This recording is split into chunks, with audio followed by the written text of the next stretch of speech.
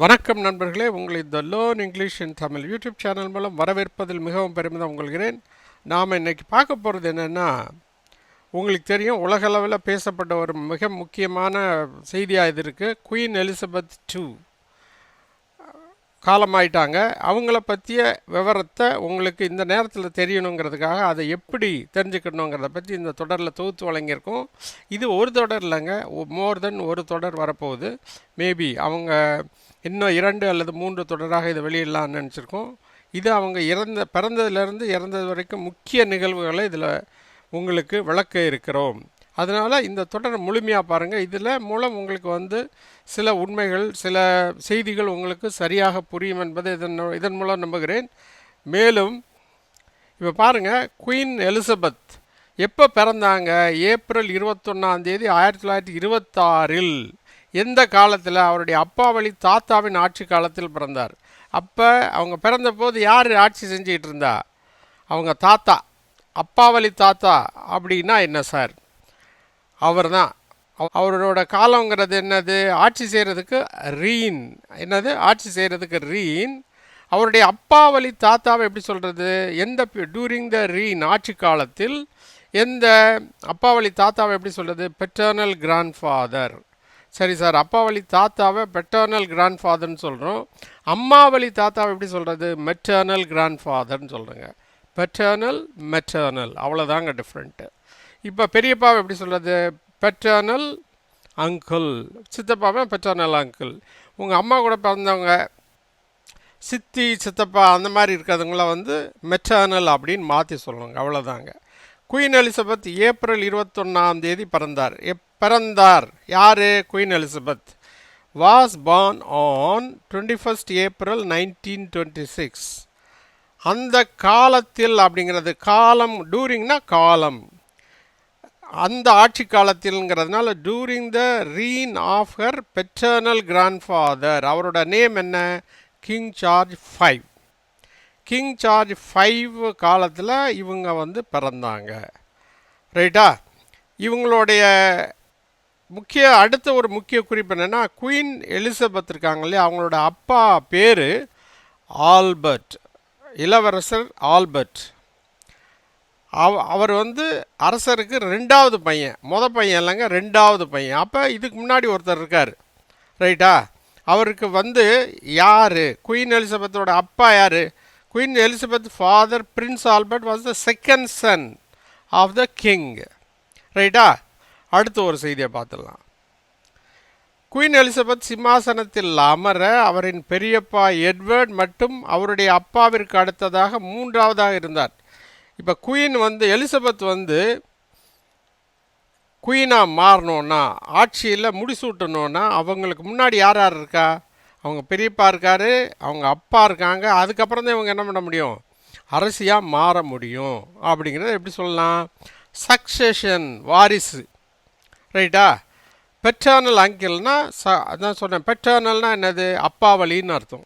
Paternal uncle. ரைட்டா? Queen Elizabeth was 3rd. எதில்? இந்த லைன் ஆஃப் சக்சஷன், வாரிசு வரிசையில். வரிசைக்கு என்னது? லைன். இந்த லைன் ஆஃப் சக்சஷன் எதுக்கு? To the British thrown.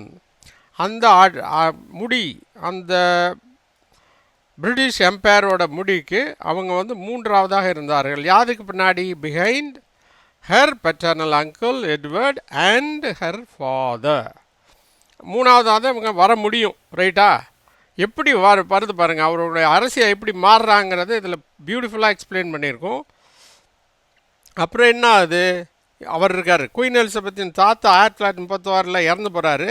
அதுக்கப்புறம் அவர் பெரியப்பா வாரிசுப்படி அரசரானார். அவர் தான் யார்? அந்த after the death of her grandfather in 1936, her அங்கிள்னா என்ன? Paternal uncle succeeded as king Edward 8. King Edward 8 அவர் அரசாட்சியில் அமர்ந்தார். பெரியப்பா வந்தார் 1936. ரைட்டா? அடுத்து ஒரு இதை பார்த்துடலாம். 1936 வந்தார்னா இவங்க எப்படி அரசு வந்தாங்க? அந்த வருடத்தில் அரசர் எட்வர்ட் 8 ஒரு விவகாரத்தான வெல்லி சிம்ப்சன் என்பவரை திருமணம் செய்ய அரசாட்சியை துறந்தார்.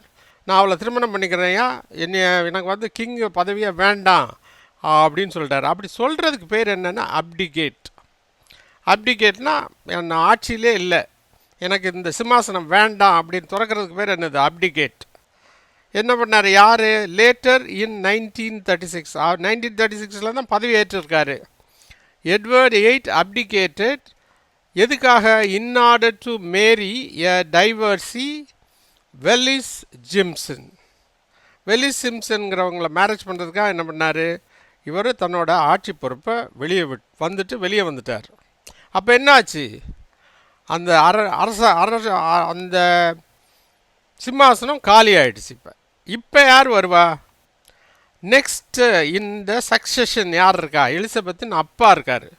சார்ஜ் 6 என்ற பெயரில் அரசரானார். அவர் தான் இப்போ வந்து திருப்பி என்ன பண்ணுறாரு? எலிசபெத்தோட அப்பா வந்துடுறாரு. Elizabeth's father became the king as Charge 6. Charge 6ங்கிற பேரில் அவர் வந்து என்ன பண்ணுறாரு? திருப்பியும் ஆட்சிக்கு வந்துடுறாரு. ரைட்டா? இவர் வந்து என்ன ஆகிறாரு அப்படின்னா, எலிசபெத்துக்கு கூட பிறந்தவங்க சகோதரி மட்டும்தான், சகோதரன் யாரும் கிடையாது. ஆனால் இந்த ஆக்ட் படி ஒரு சட்டம் இருக்குது. அந்த சட்டப்படி என்ன பண்ணுவாங்க? அவர் தான் அரசியல் வாரிசாக தேர்ந்தெடுக்கப்படுவார்கள். ஹேர் ப்ரிசம்டிவ்னா என்ன? அந்த வாரிசு படி இவங்க தான் வந்து அடுத்து அரசியாகிற தகுதி பெற்றவர்கள். அதாவது என்ன சொல்லுவாங்க? ஹேர் ப்ரிசம்டிவ் அப்படின்னு சொல்லுவாங்க. எலிசபெத்தின் கூட பிறந்த சகோதரன் இல்லாதால் அவர் அரச வாரிசாக தகுதி பெற்றார். ஏன் அப்படின்னா அவங்க கூட பிறந்த ஒரே ஒரு தங்கச்சி மட்டும்தான். Since Elizabeth had no brothers, she became heir presumptive. அவங்க அப்பாவுக்கு பிறகு இவங்க தான் என்னது?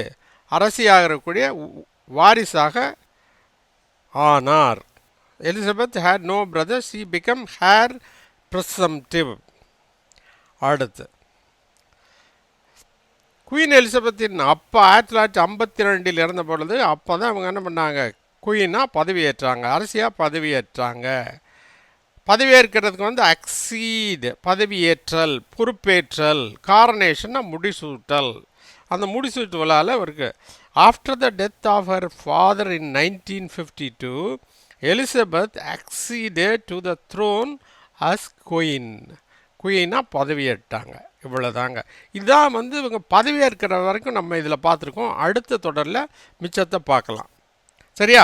இந்த தொடர் பார்த்து வரும் அனைத்து அன்பர்களுக்கு ஒரு முக்கிய வேண்டுகோள், உங்கள் வீட்டு பக்கத்தில் தமிழ் வழியில் படிக்கும் மாணவ மாணவிகள், கல்லூரி அன்பர்கள், ஆங்கிலத்தை எழுத படிக்க விரும்பும் தமிழ் அன்பர்கள் இருந்தால் இந்த சேனலை பற்றி எடுத்து சொல்லுங்கள்.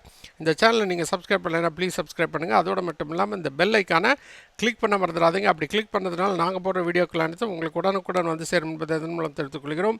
மேலும் இந்த சேனலின் பயன் உலகம் முழுமைக்கும் உள்ள தமிழ் பேசும் சொந்தங்களுக்கு சென்றடைய இந்த சேனலை பற்றிய விவரங்களை வாட்ஸ்அப்பிலோ அல்லது ஃபேஸ்புக்கிலோ ஷேர் பண்ணுங்கள் என்றும் தாழ்மையுடன் கேட்டுக்கொள்கிறேன். நண்பர்களே, நன்றி, வணக்கம்.